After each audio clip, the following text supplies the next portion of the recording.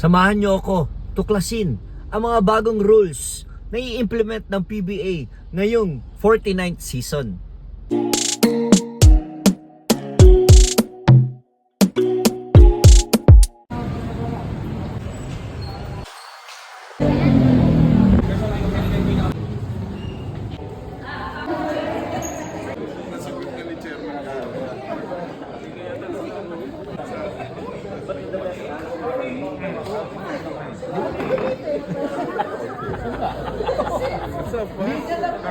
PBA Season 49, the Africa, para supportahan ang ating women's dynasty. Just some PBA. So mostly naman, 18 to September 23.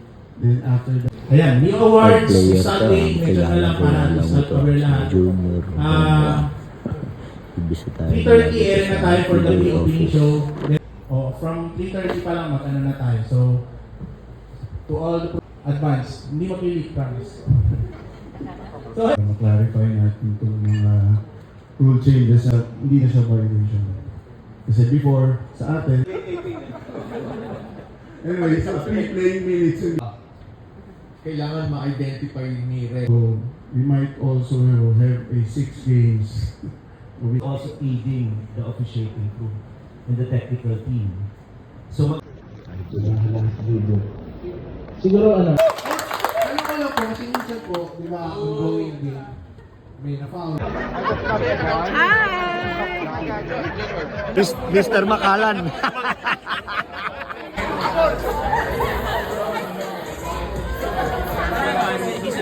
Ayan, nakita nyo yung mga kasama kong broadcasters ng TV5. Pinag-aaralan po namin kung paano po ang magiging sistema ng bagong PBA, lalo na ang 4 points. Pinapala ko sa ka-winners. Hello, ka-winners! Basta ako. Ka-winners pa rin. Oo, yan sinasabi natin. PBA Season 49. Hello, Manong. Kumusta kayo dyan mga ka-winners? Kasama ko ngayon si Coach Kuching. Guwapo-guwapo, macho-macho. Ikaw yan. Huwag mo na ako tirahin. Tama na. Yes sir, yes sir. Katatapos lang na ating PBA workshop. Siyempre, kasama natin si Deputy Commissioner Eric Castro, si Referee Bong Pascual, at saka si Idol Junior Benwa. Salamat, TV5. Ito ang pinaka-monumento ng TV5. Winner! Salamat PBA! Salamat TV5!